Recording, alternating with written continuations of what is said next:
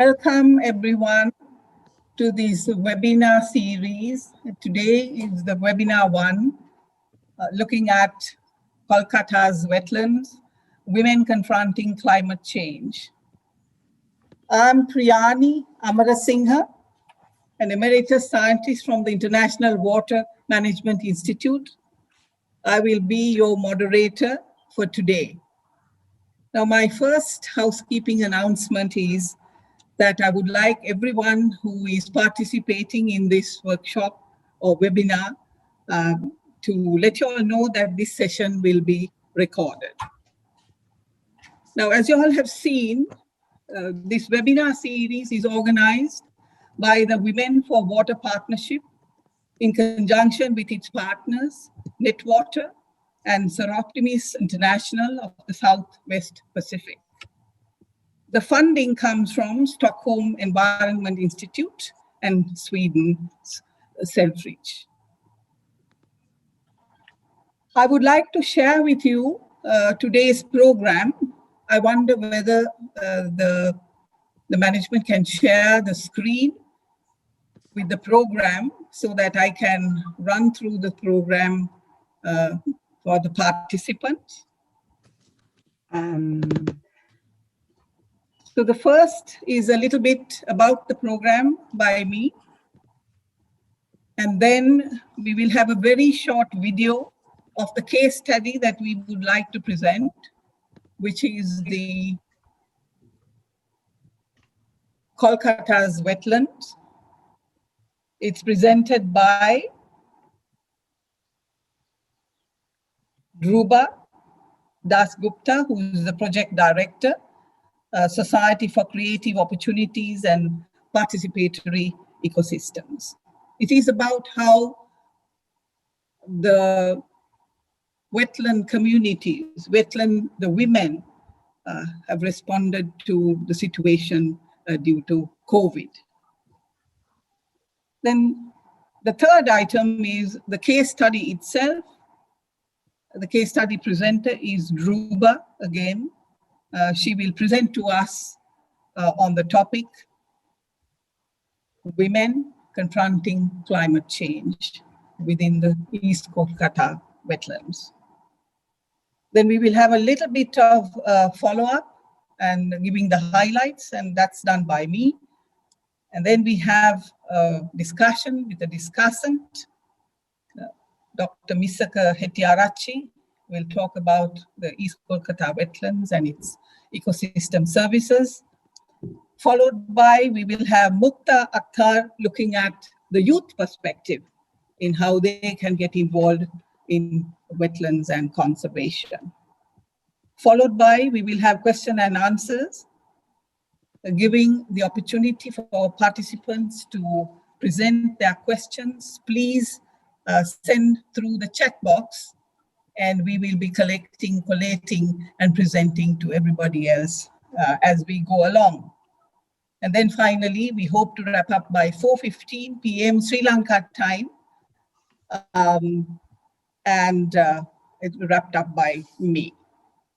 So that's the program that we hope to work on.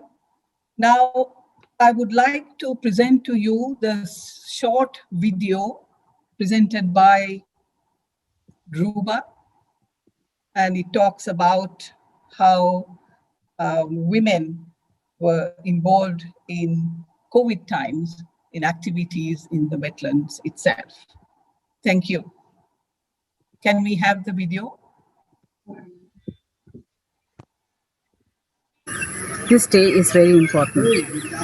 After a whole lot of very intensive searching, we procured high-yielding variety rice seeds of 9 different varieties, and these have been procured from the Krishi Vigyan Kendras in Joynagar Nimpit and in Arapat Shonagri. These are distributed to farmers spread over 2 villages of Adivasis in East Kolkata wetlands.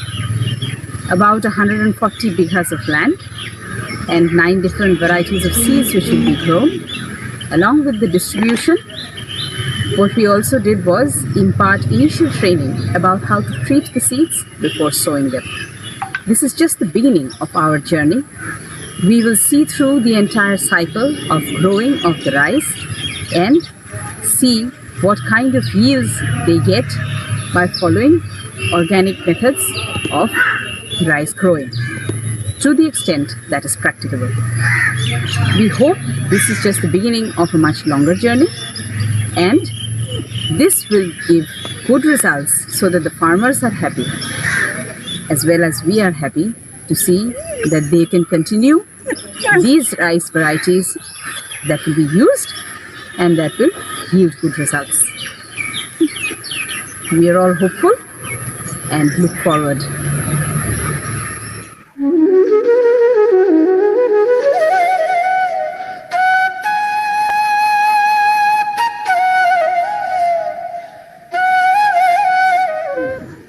তাহলে সেইটা কি না আমরা প্রথম দেখব একটা ভালো পরিষ্কার বালতি লাগবে। সেই ভালো পরিষ্কার একদম পরিষ্কার, তার মধ্যে কিছু রাখা নেই, কিছু ইয়ে করা নেই, পুরো পরিষ্কার বালতি থাকতে হবে। সেই পরিষ্কার বালতিতে জল নিতে হবে। আর ওদের মাপ অনুযায়ী 1 বিঘে জমিতে 4 কেজি বীজ ধান হলেই যথেষ্ট, তার বেশি লাগে না। রুইবার সময় 2 থেকে 3 কালি করে রুইতে হয়, তার বেশি নয়। এটা ভালো জাতের বীজ সেই রকমভাবে হলেই যথেষ্ট। বেশি বেশি বীজ দিলে এদের ছড়িয়ে ছিটিয়ে বড় হতে অসুবিধা হয়। হ্যাঁ, আলো হাওয়া বাতাস যেগুলো পেতে হয় সেগুলো পায় না যথেষ্ট, সেই জন্য ছড়িয়ে ছিটিয়ে হতে নেই। আচ্ছা, তাহলে এইবারে কি করতে হবে?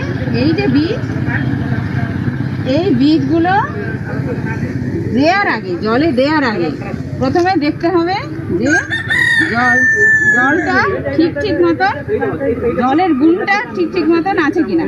তাহলে সেটা আমরা কিভাবে করব না, একটা কাঁচা ডিম নিতে হবে ওই 1 বালতির মধ্যে। হ্যাঁ, এক একটা কেজির জন্য 1 লিটার আর 250 এইরকম হচ্ছে মাপ। তার মানে যদি 4 কেজি হয় তাহলে 5 লিটার জল লাগবে বালতিটার মধ্যে দিতে, পরিষ্কার জল দিতে হবে। আচ্ছা, দেওয়ার পরে আমরা কি করব, একটা কাঁচা ডিম নিয়ে সেই ডিমটাকে আমরা জলের মধ্যে দিয়ে দেবো। ডিম আস্তে আস্তে নিচে চলে যাবে, নিচে চলে গিয়ে বসবে। এবার নিচে চলে গিয়ে বসার পরেতে আমরা লবণ দিতে থাকবো, যে সাধারণ লবণ পাওয়া যায়। ওই ডিম ঠিকঠাক ডিম হলে আস্তে আস্তে আস্তে আস্তে উঠে আসবে। উঠে এসে একেবারে ওপরে যখন চলে আসবে তখন আমরা জানবো যে এই হচ্ছে ঠিক, এবার লবণ দেওয়া বন্ধ। এইবারে কাঁচা ডিমটাকে তুলে নেব, তুলে নিয়ে আমাদের যা দরকার তাতে ব্যবহার করে নেব। ডিমটা ব্যবহার করতে কোনো অসুবিধা নেই। লবণ দেওয়াটা ওখানে বন্ধ করে দেবো।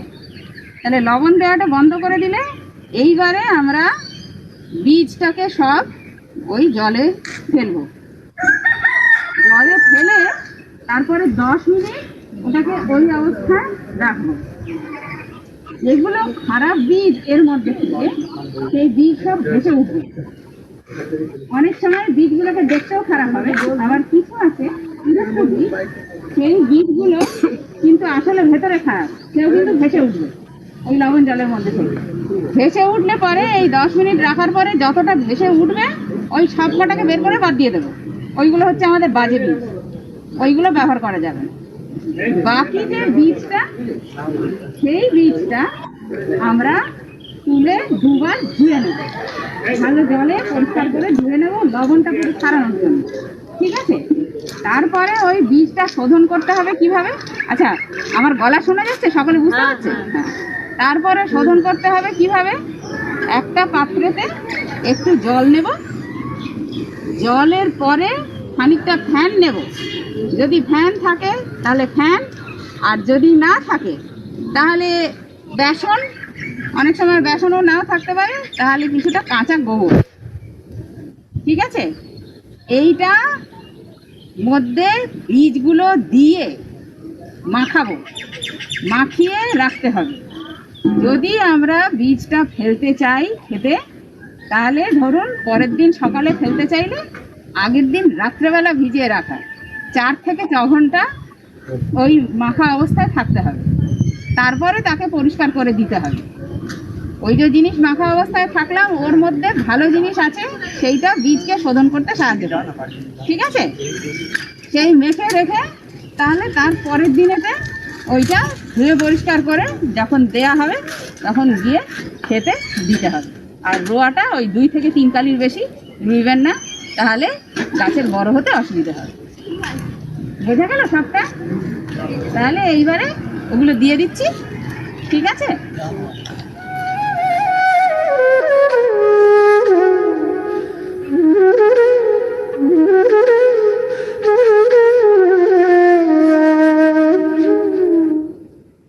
Thank you very much, Dhruva, for presenting that beautiful video and sharing your experiences in the wetlands with women, and especially times that were very hard for women to get on with their livelihoods and lockdowns, and also working in their fields. Thank you very much, Dhruva, for that presentation. We will go next to the presentation itself. Dhruva is the project director for the Society for Creative Opportunities and Participatory Ecosystems. She will talk about how women are confronting climate change.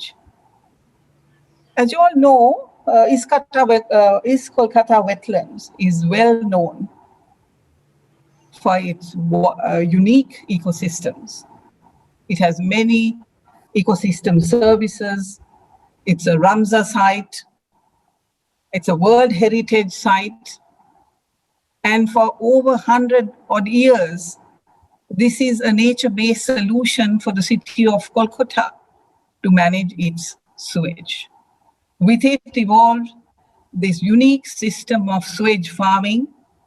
And today, Dhruva is going to talk about how women are involved and how they're tackling their challenges, especially related to climate change.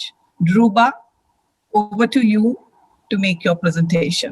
Thank you very much. Thank you so much, Priyani, for that very nice and very appreciative introduction.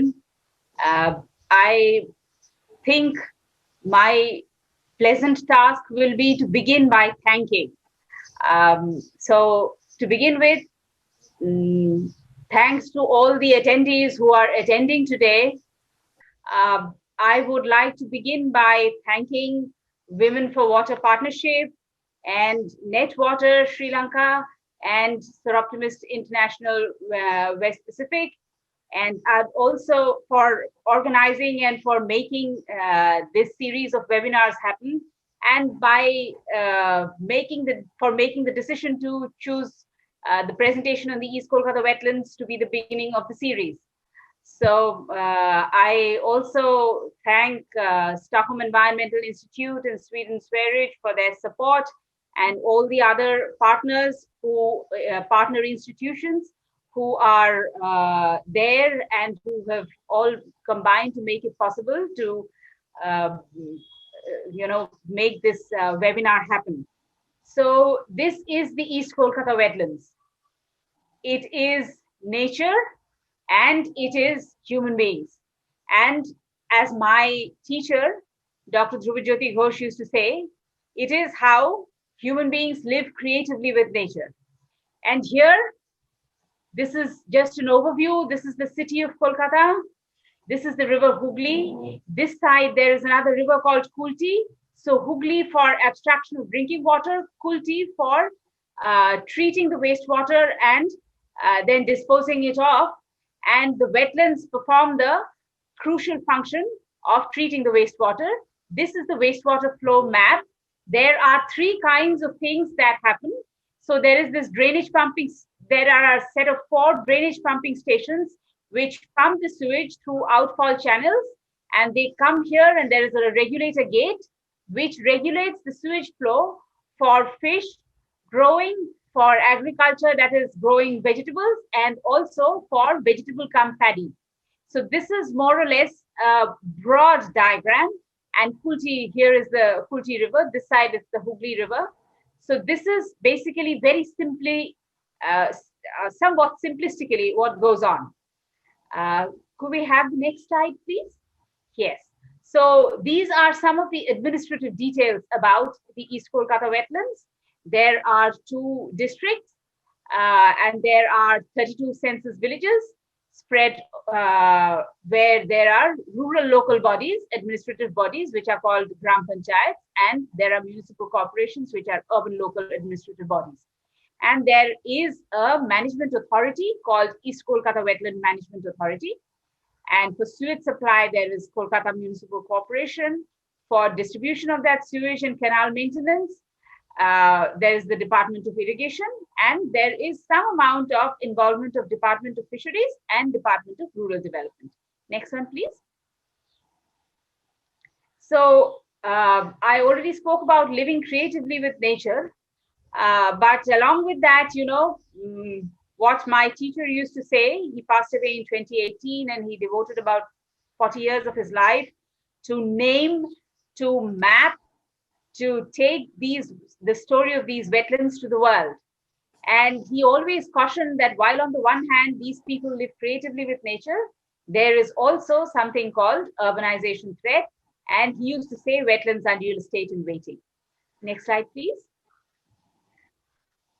So this is what he meant by real estate in waiting. There was the wetland, and behind that, there was the city. So this is the production space, and this is what the women do. They are involved in every form of production. This is another extra thing, but women are involved in fish growing in a lesser way. They are more involved in agriculture on farm, whether it's vegetable growing or paddy come fishery, and they pursue animal husbandry as an extra source of income. That is where our organization, the Society for Creative Opportunity and Participatory Ecosystems, helps them. If women were not originally involved in fish production, and it's only towards the end of the 20th century that people, the tenurial patterns underwent a change, and large landlords were not large landlords anymore. So there were fish ponds, which are called bheris, which began to be managed by informal fish worker cooperatives. They are the ones who took the decision that if the male member passed away, then the woman would be asked to take his place. And you must remember here that if one had to be in one family, if one had to be involved with sewage-fed production work, then one member of the family, whether it was the woman or it was the man, one member of the family could be involved in sewage-fed production work. And here the important part is the women are paid equal to men. There is no wage differentiation. For equal work, there is equal pay. In fact, women are also given some preference. They are generally not asked to do night duty or security related duty. Very rarely. There are very few who do that, but they're really rare. Generally, they thought that better to keep women away from night duty because they have to do their household work also. So that kind of planning existed. And the women are very much involved in preserving the ecology because they do the pond maintenance work. There's a lot of management work that has to be done when the ecology of this ecosystem has to be maintained. May I have the next slide, please? So these are the kinds of work they do. There is pond maintenance work, and this particular woman, and there are 3 women fisher folk in this fish pond, and they do fish netting also. They catch fish and they take it to the market. Generally, very few women catch fish in these wetlands. They are more involved in the pond maintenance work. There are also women who go and buy fish in retail, and they sell fish in the bigger fish markets in the city. Next one, please. So this is the gamut of activities. The next one. Yeah, so this is the vegetable farming part. And vegetable farming cannot happen without women's labor. So mostly the women who grow, they are the ones who will go and sell it in the market. So they produce and they grow, and therefore when they earn, they have their say in the family too. Next one. Yeah, so these are the women who are involved in vegetable growing and vegetable marketing. These are two of the biggest vegetable wholesale markets in Kolkata. They are usually held from afternoon onwards. This woman grows brinjals and also goes and sells them. Next one. Okay, so this is production work again, and this is, these are waste pickers. So waste recycling and solid waste management is a part of these wetlands. They are called, the wetlands are therefore called East Kolkata Wetlands and Waste Recycling Region. Next one, please. Yeah, so this is the thing that we want to highlight and we want to emphasize. For the past 2-3 years, what has happened is delayed monsoon has been a pestering phenomenon. And when that happens, then that affects all kinds of production. And the amount of food produced, whether it is fish or it is vegetables or it is paddy, all of that is affected. And this year, Amphan added to that list of climate impacts. So there was real havoc, and because Amphan was added to the list, of an already existing pandemic situation, livelihood was really affected, and food became I mean, nobody has really put out any numbers in the public domain. But the only indicator that we got, our organization, was that every fish pond, there were instances of fish theft and desperate fish theft, because people were not able to move around, they were not able to carry out livelihood activities. So, I mean, fish theft became an unavoidable phenomenon. It is the farmers who suffered, both men and women, but there was nothing to do. Next one. May I have the next slide, please? Yes. So what we realized was that initially, could we go back to the earlier one, please? Yeah. So initially, we realized that it was all very well to give little bits of food support by giving food kits, but that wouldn't do. We needed to make them self-sufficient to the extent that our abilities permitted. So we supplied paddy seeds. And these are things that you saw in the film, and the rice crops are maturing now. What we do is we have a technical collaboration with Government of India organization, which is connected to the Indian Council of Agricultural Research. And this is the Agricultural Extension Center. This is the district extension center. It's called Shashya Kamala Krishi Vigyan Kendra. So Kendra means center, and they helped us with the paddy seeds. So these were high yielding variety seeds, and the rice crops are maturing now. And along with that, we have more plans. We have further things up our sleeve, and let's see how far they accept it. These are villages which have marginalized people. And this is something that I should have mentioned earlier.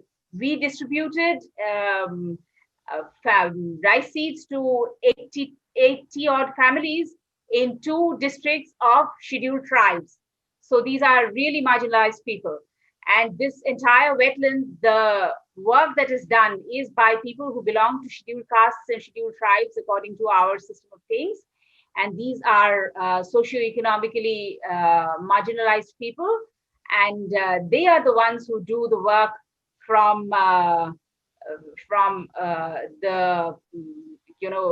all over the wetlands, because they are the ones who use the sewage to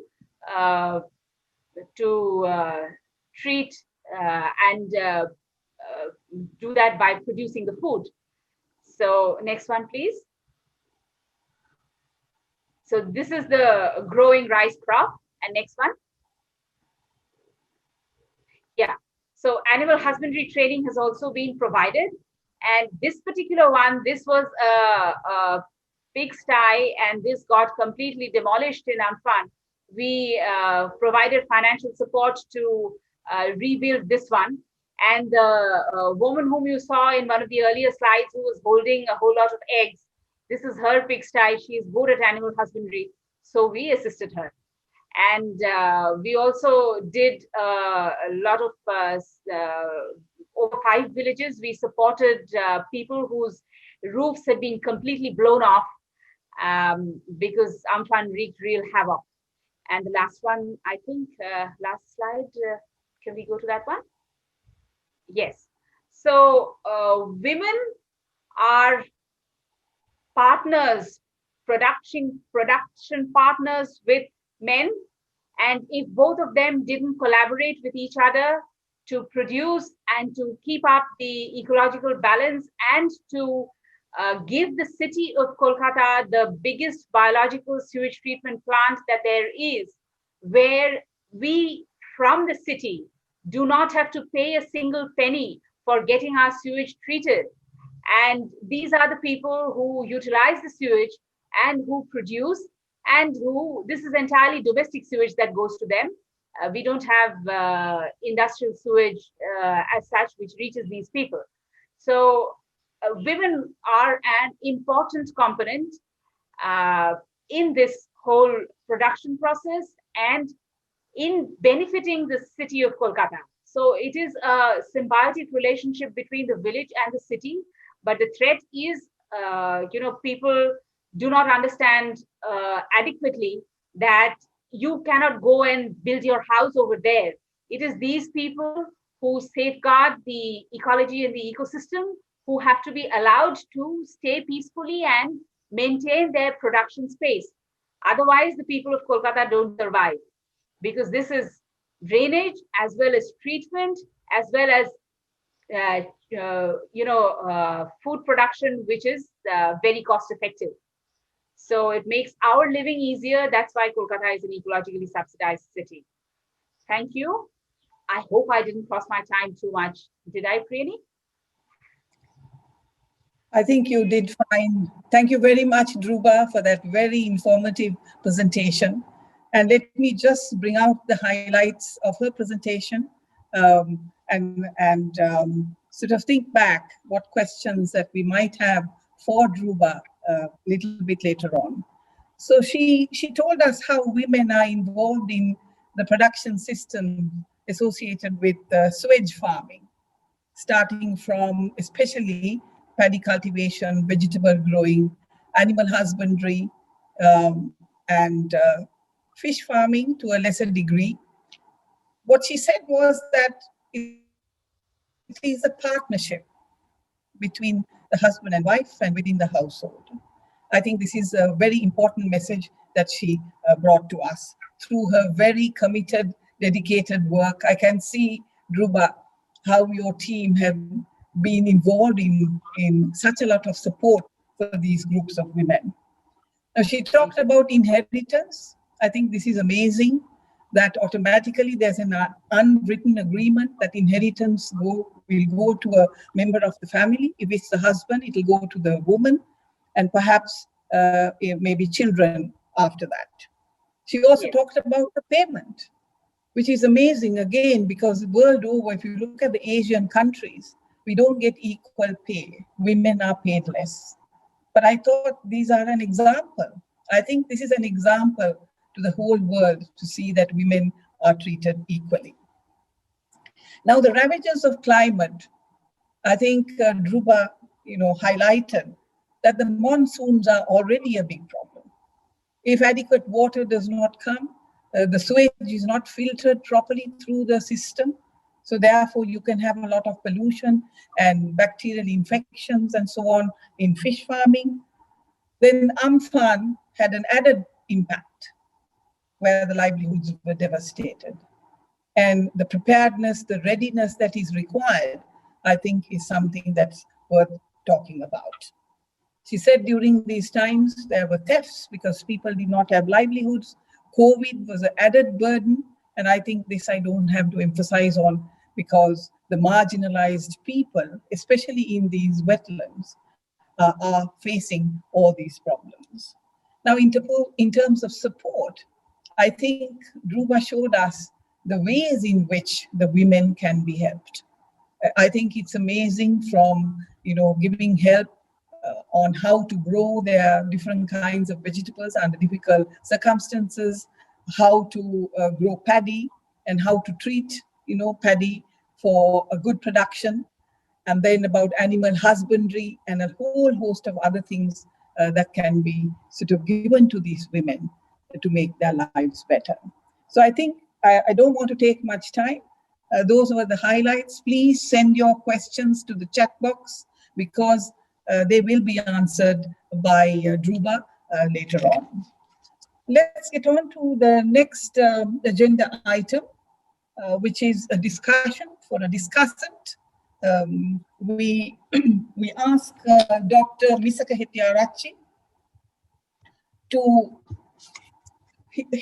by the way, he's a senior fellow attached to the World Wildlife Fund, to talk about the sort of ecosystems perspective on East Kolkata wetlands and how women can be part of that discussion.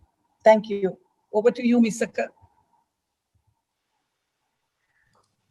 Thank you, Prayani. Just to make sure, is everyone hearing me well? Is the sound quality okay? Yeah. Okay. Yeah. So first of all, thanks, Dhruva, for that excellent presentation. All what you said and all those images and footage takes me back to the fond memories of the time that I spent almost 3 months in Kolkata, interviewing those same people, visiting the villages, talking to them. And that is the time that I got the opportunity to meet Dhruva and the great Dhruva Jyoti Ghosh, Dhruva's teacher, and I myself, although I had very little time to interact with him, I myself consider him as one of my teachers in ecology, for that matter. East Kolkata wetlands is an ecological, socio-ecological system, which is fascinating in every aspect. Actually, when I first read about it, I really didn't believe it because, as we all know, in our part of the world, in South Asia, we South Asians are great in magnifying things. I thought maybe I should take this with a grain of salt. But when I visited the place for real, I realized that all the great reports about it and videos and the audiovisual products that we see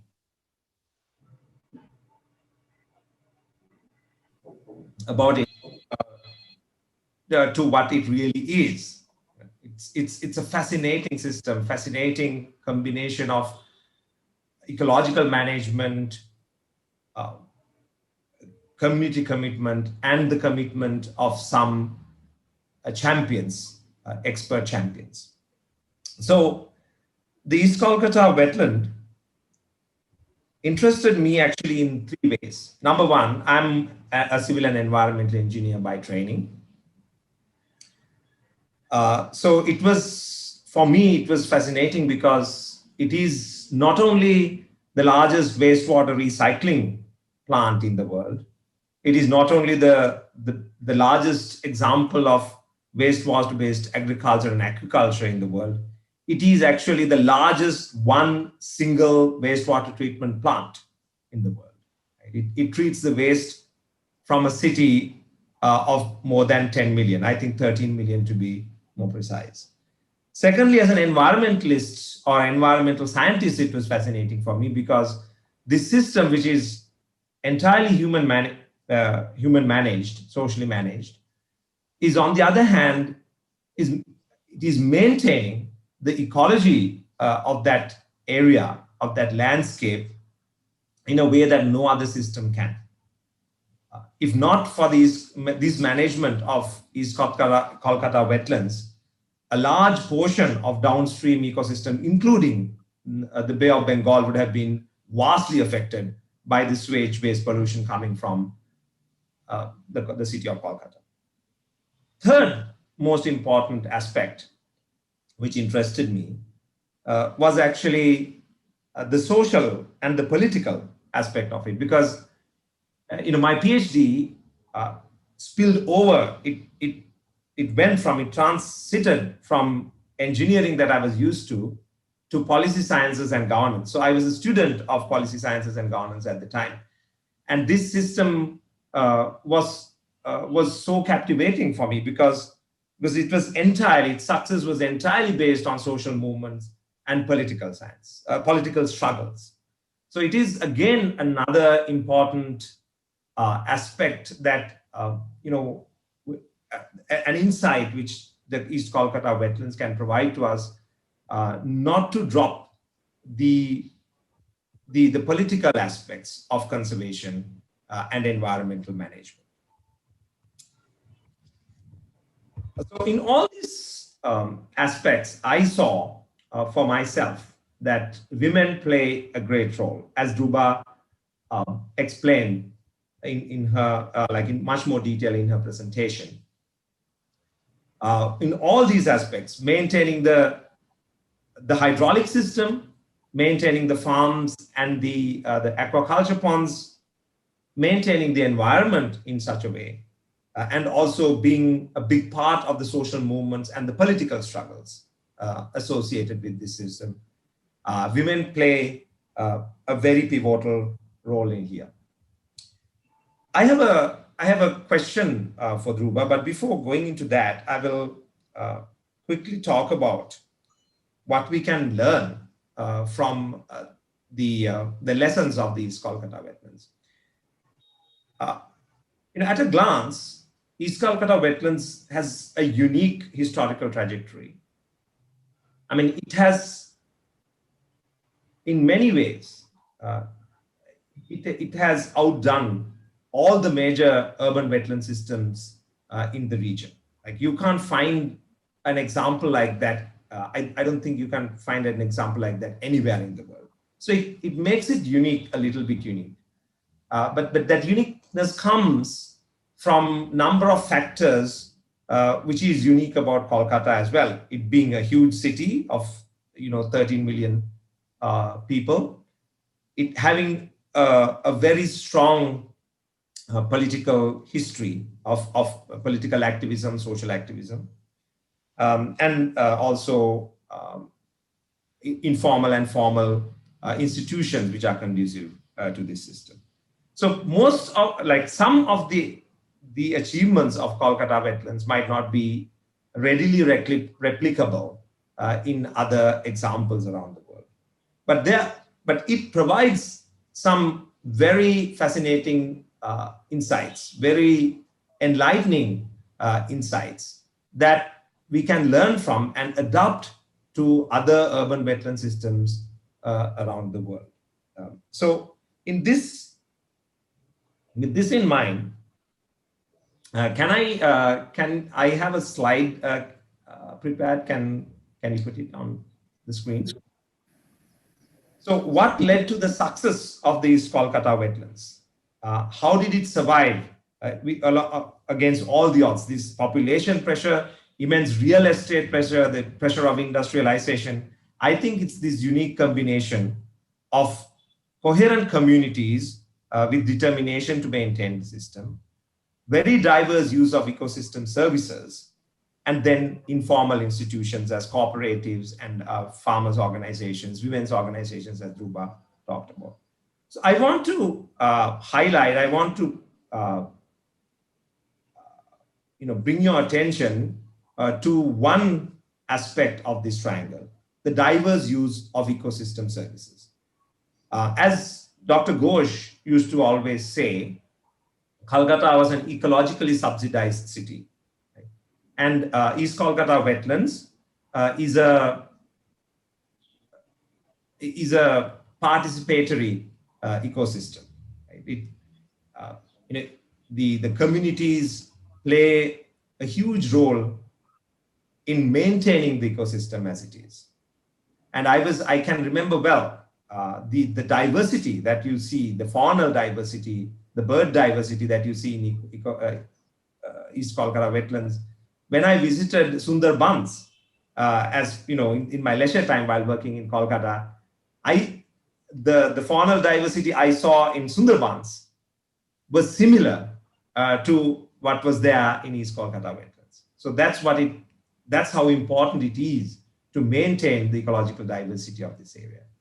Now, this is maintained by a diverse use of ecosystem services by these communities. Dr. Ghosh used to say there are ecosystem services which can be considered as keystone ecosystem services which actually helps maintain the ecology of the wetland. So the practices which help to maintain the ecosystem services of the wetland. My question to Dhruba is, what is the role of women in maintaining these ecosystem services? You explained very well the role of the social role of women here, how important their engagement with the processes of the East Kolkata wetland production is for the society, to their families, and also the economy at large, in general in Kolkata. But what is their role in maintaining these ecosystem services and in turn ecology of the East Kolkata wetlands? Because this is extremely important, as you have mentioned. This is extremely important in building the climate resilience also of those communities and the wetland itself. So with posing that question to Dhruba, I don't mind if you answer it now, or if you have to take it to the question answer session, it's okay, because I have run out of my 10 minutes, I see. So we can go into the, it's okay if you answer it in the Q&A session, but if you can shed some light on that, Dhruba, that will be great. Thank you. Dhruba, may I come in, and shall we have the flow of presentations and then have it at question and answer time, please? Yeah, I think that makes sense. Is it okay? Yeah. All right. So in the interest of time, I would like to invite the next discussant. She's Mukta Akhtar, and she's the Executive Secretary of the Bangladesh Water Partnership. And she will talk to us about how youth look at wetlands and how youth and women can be partners in this whole conservation and wise use concepts. By the way, thank you very much, Ms. Sakar. I forgot to thank you for that very nostalgic sort of trip across East Kolkata wetlands, remembering Dhruba Jyoti sir for his tremendous work that he has done. I have met him and also listened to him. Thank you very much for that very nice discussion. Mukta, over to you, please. Thank you. Please unmute. Okay. Yeah, thank you, Priyani, for giving me the floor to share my thoughts with you all to this online platform. First of all, I'd like to know that you hear me very well, or it's that dim, or I should be loud more. Is that okay? Great. Great. Yeah, great. First of all, I would like to thank Dhruba Dasgupta for her excellent presentation, where she wonderfully presented pictures of women of Kolkata wetlands and challenges in respect of climate change scenario, and also thanks to Dr. Misaka for his productive delivery on the subject. Well, from the presentation and discussion, we have already been informed that wetlands are not being used only for the purpose of water reservoir, but also an income generator source, especially for low-income community and the neighborhood. Water is one of the vital requirements for all, and wetlands resource our vitality. And wetlands secure our vitality. However, the wetlands are being threatened by different ways, like encroachment, illegally construction, pollution, industrial chemical flow, urbanization development, degradation of ecosystems due to different chemical and different anthropogenic divers. Thus, the neighborhood is also being threatening, where youth is an integral part. We know that youth is our future leader, and youth are our future in a commonly used phrase. Young people can play a role potentially to mobilize the community towards eco-friendly and sustainable wetlands. To engage youth, it needs strategy which draws attention to the important development challenges that young people will inherit. The importance of engaging youth in protecting the environment and promoting sustainable economic development as the demand for natural resources and particularly water increases. And you know that youth can be involved, and they can take a number of measures to address and protest the challenges of wetlands. And like building awareness through arranging campaign, art competition, dialogue, street drama, and workshops leading to the exhibition can help the stakeholders and the youth to understand the ground scenario, and such measures can be able to take attention to the authorities to protect the wetlands. And building capacity is one of the primary measures. Yes, building capacity is one of the primary measures to empower youth to play a vital role in protecting the wetlands. They can be provided vocational trainings to build capacity in wetland risk management, as well as training on integrated water resource management, and their development through enhancing knowledge and technologies can help their acceptability to others in the community very easily. And then providing common platform for youth from rural and urban community can help them to work together and share their traditional knowledge and local practice, how to clean garbage from the surface of wetlands and make it clean and eco-friendly as well. And then come to incorporate wetlands in school curriculum. Definitely, this is the one most important place where we should put on light. In order to help the wetlands survive, we can incorporate it in school curriculum. Yes, it is school curriculum. The education on wetlands will help the students to the importance of the wetlands in nature. An opening course on wetlands for disaster risk management and arranging such tours to wetlands can help enhancing knowledge with good understanding and creating awareness about the value of wetlands. And it is expected that the student ambassadors will be able to bring about changes in the mindset of their fellow students and with their family and their neighbors and the communities with knowledge about the do's and don'ts that of course play a very proactive role in protecting the wetlands. And yes, from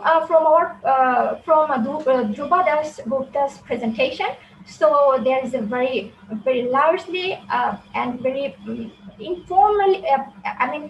She delivered a very well delivered her presentation, and we see that the women participation from her presentation. And here we can build a women and youth in partnership, and that how women and youth could also be a good partnership in respect of wetland aspects in grassroots. I mean, I'm talking about in my country, that in grassroots level in my country, it has been observed that women and youth are more inclusive with wetlands for generating income. And in that way, they are able to support and add financially value to their family needs, and also mobilize the economic diversity as well as sustainability. And hence, it helps the youth build ownership, partnership with other of wetlands communities. And then come to building awareness on climate change. Yes, climate change is now a real issue. I mean, now it's a common and devastating phenomenon around the world, and that also creating havoc in health of wetlands. And by enhancing knowledge on climate change, the young people can act as change makers and help the community people understand that climate crisis is real and it will be affecting them too. Well, last but not the least, making room in the table talk with government and policy makers. Yes, young people need floor in the discussion and decision-making table in the family, society, local, national, even international level with government and the policymakers and the experts. And the opportunity will help them building dynamic leaderships, strong commitment to work and to develop ownership. It also assists them to develop responsibilities with enriched knowledge that can help them thinking vigorously to save the wetlands and the diversities now and future. And yes, that's all about my presentation for now. But thank you all for hearing me. But I have a question actually to Dhruba Das Gupta. So can I ask a question here or later on? If you allow me, then I can ask a question. Maybe you can ask the question and Dhruba can answer it at the question and answer. Okay. Is that okay? Great. Yes, that's very great. And because again, I'm saying that Drupadi, that was really a nice presentation from your side. And my question is that how women can be supported by youth, and how to then support the youth in wetland activities. And I think that is my question to you. Thank you very much, Mukta, for that very nice presentation on discussing how youth can be involved, in what ways. And there are multiple ways in which youth can contribute to the conservation of the wetlands. And also asking that question from Dhruba, how women can be part of that discussion. I'll leave it to her. So we saw Ms. Sakar talking about the ecosystem and ecosystem functions, ecosystem services. These two are two different things. Those who know details of sort of ecological aspects will understand that better. So ecosystem function is how the ecosystem functions, but the service is really how people accrue those benefits. So with these sort of expert discussions, I think we like to ask participants to pose their questions. Let us start with Misaka's question. Dhruba, you may start till others pose their questions in the chat box. And someone, I think, is collating everything together, and then followed by Mukta's question, and then we'll get on to the participant questions. Over to you, Dhruba. Thank you. Thank you, Priyani. So to get to Misaka's question, Misaka, women taking part in managing the ecology and therefore the core functions of making the wetlands survive or carrying it forward. Thank you for a very useful diagrammatic question. But I just have a small little information to add over there. The population that you spoke about was the population of Greater Kolkata. And Greater Kolkata includes a number of other municipalities too. So East Kolkata Wetlands serves the population of Core Kolkata, which is about 5 million. And so this is how we plan that there are underground sewers all over the city which are connected to the sewage pumping stations, and then they are given they are thrown out into the outfall channels, and then the outfall channels go to the regulator gate. And all through this journey, women are positioned in every space to take care of the ecology. Because when they are doing the vegetable farming, then they are tending to the nutrients, and they are tending to the soil. So that's one aspect. When they are involved in fishing, then they are tending to the water and how to their community wisdom is such that they know up to what point sewage should be let in.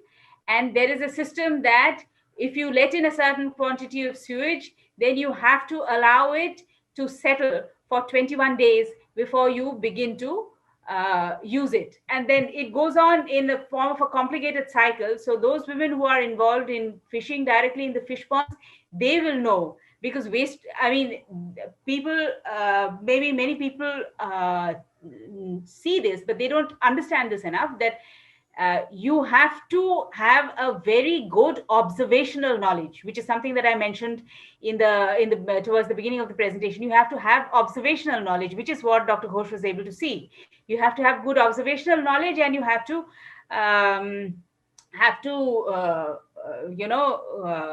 continuously practice. That's how conservation is kept in situ. I can see a question about how the generational handing over happens. Well, the generational handing over happens like this, that it's not generally from mother to daughter. This is whichever person gets the chance to do sewage fed work. So it can be from father to husband to wife, and then from wife to son, and then from brother to sister, or whichever way it is. But it is not gender specific.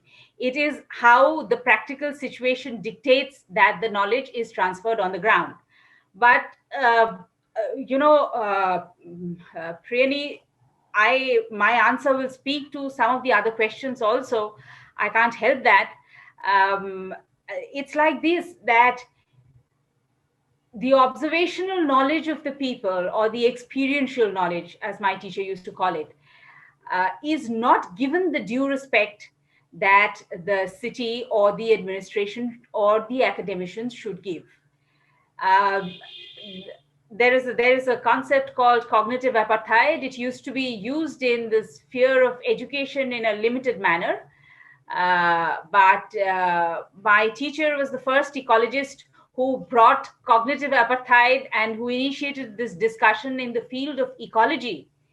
And this basically means that we might avail of the services of these people, but we do not appreciate that they are capable of teaching us what they do and how they do it properly. This is their livelihood. So they have to observe clearly. They have to carry it out on the field, whether it is a man or it is a woman. They have to therefore participate equally to keep this ecosystem functional and alive. South Asia has a problem. We have a very dense population. Whichever country you go to, we have a very dense population. And so if wetlands are not intensively used, they will get taken over, because urbanization is a huge threat. And I have lots of problems with the way we perceive urbanization. But East Kolkata wetlands is an excellent, really rare and unique example of how a city and a set of villages can exist side by side. What we city dwellers have to learn is how to stop troubling them. Because somebody asked me one day, do you really need all that 125 square kilometers? And I said, look, the wetlands don't just mean a couple of fish ponds. They mean the entire ecosystem. And for that ecosystem to survive, the sewage has to be treated by the people who understand it. So you cannot take away their homes and expect them to carry out their livelihood and somehow think that the whole thing will muddle through. It won't. It has a whole scientific basis.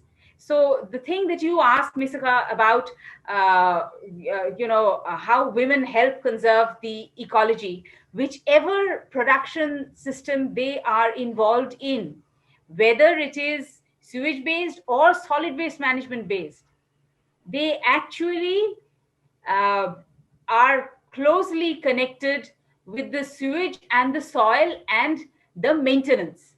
So they help to conserve the ecology. And your slide mentioned informal institutions. Thank God for them. Priyani, I these days it's I mean, people might laugh at me, but these days I'm very, very scared when I hear people with long list of educational qualifications. The first thing they tend to think is, okay, these people don't know anything because they are not formally educated enough. And they don't, the value of experiential knowledge and education is something that we formally educated people really, really don't understand, or understand very little, which is why this generational transfer of knowledge becomes a very difficult thing. Rupa, can we step up and answer maybe Mukta's question, because there are a lot of questions from the participants. So please be brief. I'm sorry to cut you short, but in the interest of time. Yes, thank you. No, absolutely, Priyani. So Mukta, this is something I'll share. I work in wetland schools also. So these wetland schools, they are all government schools. And one wetland school, especially, the headmaster is extremely dynamic. In his school, the women, students are very, very outspoken, and they ask lots of questions, and they want to participate. So young people, if they want to promote wetland conservation, then the city has to come and hear them, or they have to go to the city, whichever way. But I prefer that young people from the city, young schoolgirls and schoolboys from the city come to hear them. Our experience has been at Scope, when we do awareness campaigns, awareness trips, the students in cities are really, really not connected to nature. And so appreciating nature is something that they must take lessons in. But cognitive apartheid exists there too. Okay, it's this thing about, oh, rural children, what can they teach us? And unless this is broken, I think we're going to have a lot of problems. And girls need to speak to their parents and their families to know what goes on. they need to understand the systems of production even while they are studying. So they need to sit with their families and understand the production system better, and understand that this is absolutely as valuable as the formal education that they receive. Both kinds of education has to be part of their lives. Then they can really help out in conservation, and they can join hands with their mothers and their fathers. Yeah.